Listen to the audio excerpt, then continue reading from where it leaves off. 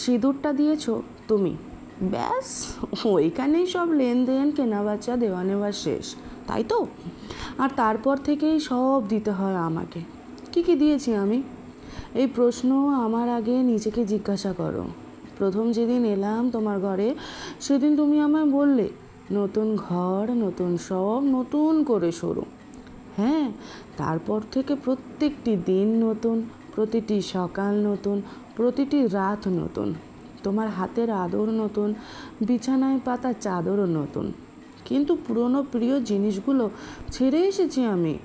জানতে চাওনি সেদিন যে কী কী ছেড়ে এলাম আমি বলি কী কী ছেড়েছি আমি।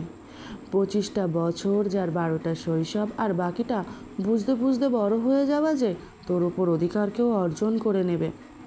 আর ছেড়েছি বাবার যত্ন, মায়ের আদর, ভাইয়ের সাথে খুনসুটি, বিকেলের লাফদড়ি, সন্ধ্যায় একতলায় মাখা মুড়ি, শীতের রাতে বৃষ্টি, বাসে করে বন্ধুদের সাথে ইউনিভার্সিটি থেকে ফেরা, আরও কত কী।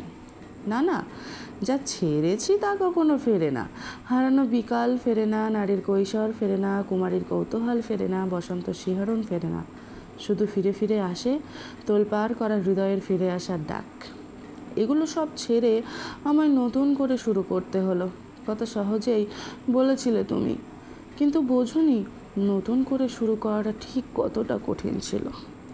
নিজের কিছু আছে, এখন তা আর বুঝতে পারি না। আগে সবই আমার ছিল।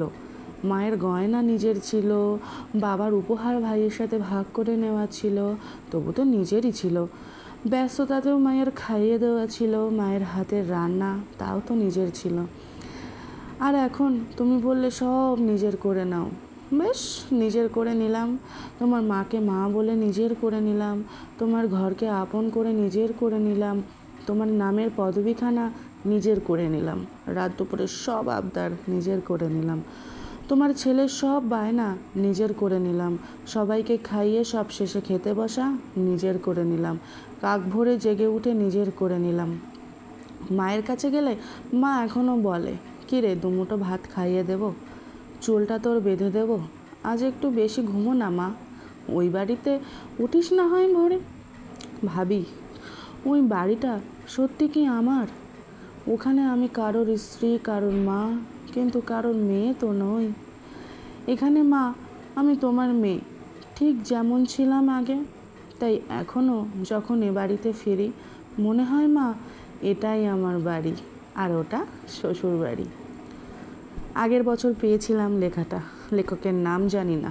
ভালো লাগলে অবশ্যই লাইক, কমেন্ট অ্যান্ড শেয়ার করবেন। ধন্যবাদ।